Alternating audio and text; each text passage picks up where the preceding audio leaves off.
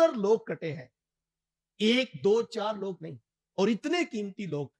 कि मैं कहता हूं उस वक्त कायनात में सबसे कीमती लोग ये 72 नफूस थे, और 1 नहीं 2 नहीं 3 नहीं 72 लोग कट कट के नीचे गिरते, और किसी एक ने भी आकर मेरे इमाम से ये नहीं कहा कि जरा एक लम्हे के लिए तवक्कुफ करके रुक कर सोच लिया जाए, शायद कहीं हमारी राह में कोई गलती ना हो। 72 के 72 लोग, 56 साल के हुसैन इब्न अली से लेकर 6-6 माह के बच्चों तक, हर कोई एक बुनियाद पे खड़ा था। हम कट तो सकते हैं लेकिन यजीदियत की हमायत नहीं कर सकते। मैं आप देखें हम कहां पे खड़े हैं। बहुत कुछ सीखा जा सकता है करबला के मैदान से। मैं सुबह से गौर कर रहा हूं तो मैं सोचता हूं, बार बार सोचता हूं कि यार वो कौन सी शय थी जिसने इमाम को अपने नजरिए पे इतनी इस्तकामत के साथ खड़ा किया कि अपने बच्चे शहीद हो गए, बेटियां मुखद्दरात इस्लाम और खानदान नबूवत के चश्मो शराब शहीद हो गए, लेकिन एक लम्हे के लिए नहीं कहा कि हम दोबारा रिवीजन कर लेते हैं, हम नजरिए को रिवाइज कर लेते हैं। मकसद क्या, ये सारी बात समझाना चाहता हूं। मेरे इमाम को 100% यकीन था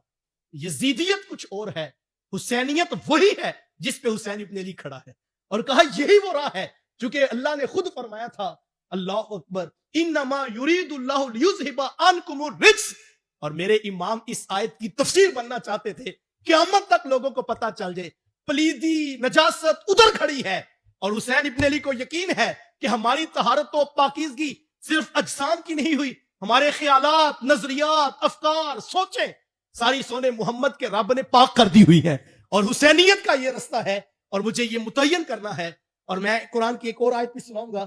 कुरान ने भी ये कहा, यार नफ्स शैतान कई हीले हैं जो बंदे को डी ट्रैक कर देते हैं, जो इंसान को मजबूर कर देते हैं, वो सोचता है और कोई ना कोई सोच, कोई ख्याल। मेरे हुजूर ने तो फरमाया था कि शैतान इंसान की खून की रगों में दौड़ता है, तो वो इंसान के ज़हन में कई वसवसे डालता है, लेकिन इमाम का 6 माह का बच्चा भी गिरता है तो एक लम्हे का वसवसा नहीं आता। तो कुरान की आयत कहती वसवसा आए कैसे, इन्नहु लैसा लहु सुल्तानुन अलल्लज़ीना आमनू व अला रब्बिहिम यतवक्कलून। कुरान 14 सदियां कबल बताता है कि जिनका ईमान पुख्ता होता है और जिनकी रूहों में तवक्कुल समा चुका होता है, शैतान का उनके ऊपर जोर नहीं चलता है। और इमाम पूरी इस्तकामत से इसलिए खड़े थे कि तवक्कुल की उस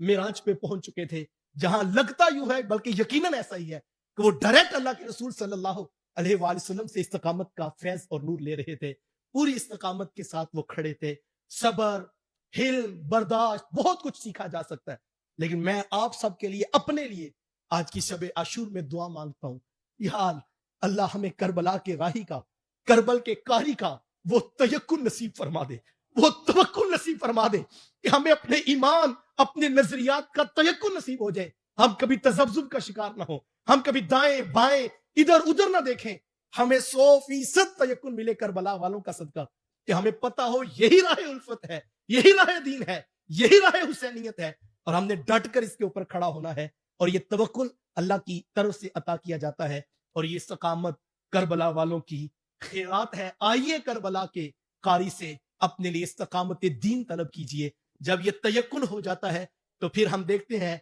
इसी इस्तकामत का नूर यजीदियत की सफ़ों में खड़े हुए जनाब हुर को मिलता है, और वो आके इमाम से माजरत करते हैं और कहते हैं मुझे नहीं पता था ये बदबख्त इस हद तक पहुंच जाएंगे, लेकिन इनका पुख्ता इरादा है, और मैं ही वो हूं जिन्होंने आपको यहां तक लाने में मदद की थी, लेकिन मेरे अंदर एहसास जागा है, अब मेरा कुछ भी हो जाए मैं आपका दामन नहीं छोड़ूंगा, आप मुझे माफ कीजिएगा। उस लम्हे में भी मेरे इमाम कहते कि मैंने अल्लाह की रजा के लिए तुम्हें माफ कर दिया, और मैं दुआ करता हूं अल्लाह तुम्हें सुरखरू फरमाएगा। तो ये इस्तकामत मिलती है करबला वालों से। आइए अल्लाह से नजरियात की इस्तकामत मांगिए, अल्लाह से मसाए परेशानियां जितनी भी आ जाए, तकालीफ आ जाए, हम हक के साथ जब खड़े हों, फिर उसके मुकाबले में कोई चीज आए तो अल्लाह हमें इस्तकामत का नूर अता फरमाए,